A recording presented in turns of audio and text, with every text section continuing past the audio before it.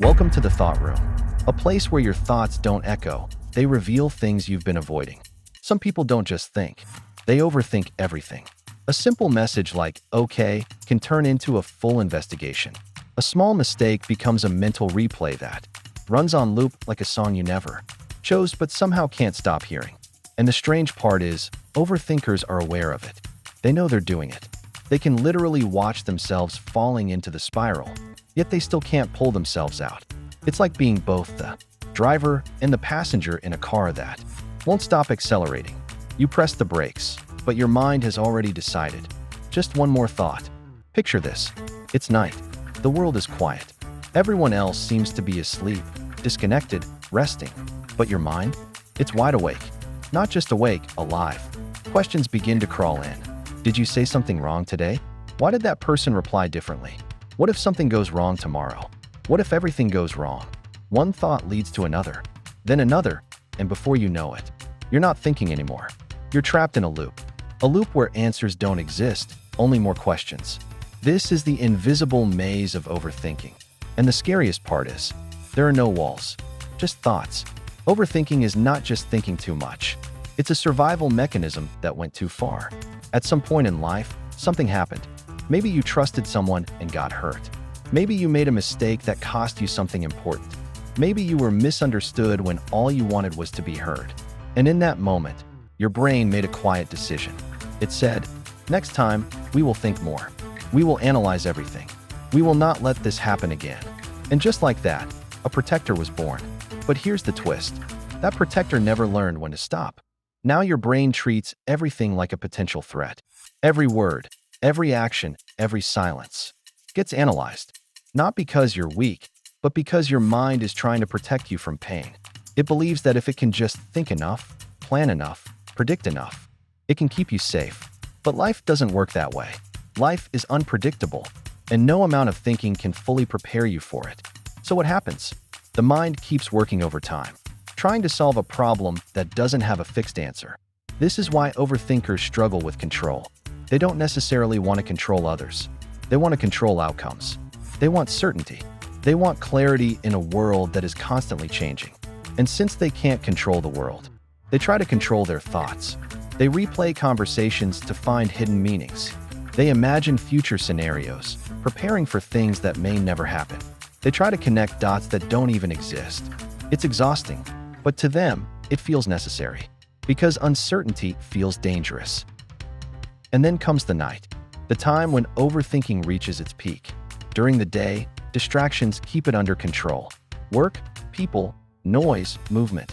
All of it keeps the mind occupied. But at night, everything slows down. The distractions disappear. And suddenly, it's just you and your thoughts. That's when the mind opens all the tabs it couldn't during the day. Conversations, regrets, fears, possibilities. Everything floods in at once. The silence becomes loud. The darkness feels heavier. And the mind, instead of resting, starts working even harder. But here's something most people don't realize. Overthinkers are often highly intelligent. They have the ability to see patterns, notice details, and analyze situations deeply. They don't just accept things at face value. They question. They observe. They think ahead. This is a strength, a powerful one. But like any strength, when used in the wrong direction, it becomes a weakness. Instead of analyzing the world, they start analyzing themselves. Instead of solving problems, they start creating them. Their mind becomes too sharp and starts cutting inward. Emotionally, overthinkers feel things more intensely. They don't just experience emotions, they absorb them. A slight change in someone's tone can stay with them for hours. A delayed reply can create a storm of assumptions. A small misunderstanding can turn into a deep emotional reaction. It's not that they're overreacting. It's that they're overprocessing. They're reading between the lines, trying to understand what's not being said.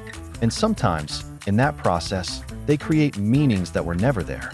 This leads to one of the most dangerous traps: self-doubt.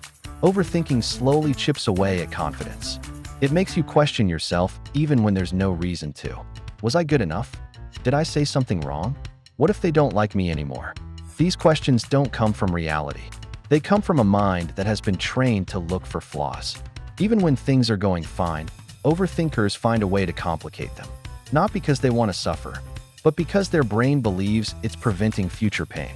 That's also why many overthinkers stay quiet. Not because they have nothing to say, but because they have too much to say. They've already had the conversation in their head multiple times. They've thought about every possible response, every possible reaction. And by the time it's their turn to speak, they're exhausted. Silence feels safer. Silence doesn't get judged. Silence doesn't get misunderstood. So they choose it, again and again. But here's the truth no one talks about. Overthinking is not the real problem. The real problem is the lack of inner peace. A calm mind doesn't overthink. A mind that feels safe doesn't need to analyze everything. But a mind that has experienced chaos, confusion, or pain stays alert. It stays active. It keeps searching for answers, even when there are none. Overthinking is just a symptom, a signal that your mind is trying to protect you, but doesn't know how to rest. So how do you escape it? Not by forcing your mind to stop thinking. That never works. Telling an overthinker to just relax is like telling a storm to calm down. It ignores the cause. Instead, the way out is awareness. Learning to observe your thoughts without getting pulled into them. Understanding that not every thought is true. Not every fear is real. Sometimes, your mind is just running an old program. One that was created in a moment of pain, but is no longer needed. Imagine sitting by a river. The water flows continuously. Thoughts are like that water. You can either jump in and get carried away, or sit on the side and watch it pass. Most overthinkers jump in without realizing it. They become the thought. They believe it. They follow it wherever it goes. But the moment you step back and observe, something changes. The thoughts are still there, but they don't control you anymore. And slowly, with time, the mind learns something new. It learns that it doesn't have to solve everything. It learns that uncertainty is not always dangerous. It learns that it's okay to not have all the answers. And most importantly, it learns to rest. So if you're someone who overthinks, understand this clearly. You are not broken. Your mind is not your enemy. It's just trying to protect you in the only way it knows how. You think deeply. You feel deeply. You care deeply. And yes, sometimes that makes life harder.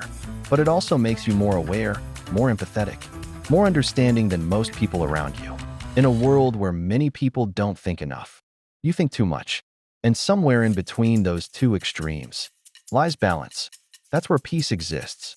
Not in silence, not in chaos, but in understanding. So next time your mind starts racing, don't fight it. Don't try to shut it down. Just pause, observe, and remind yourself, not every thought deserves your attention, and not every feeling needs a reaction. Sometimes, the most powerful thing you can do is nothing at all. Welcome to the Thought Room.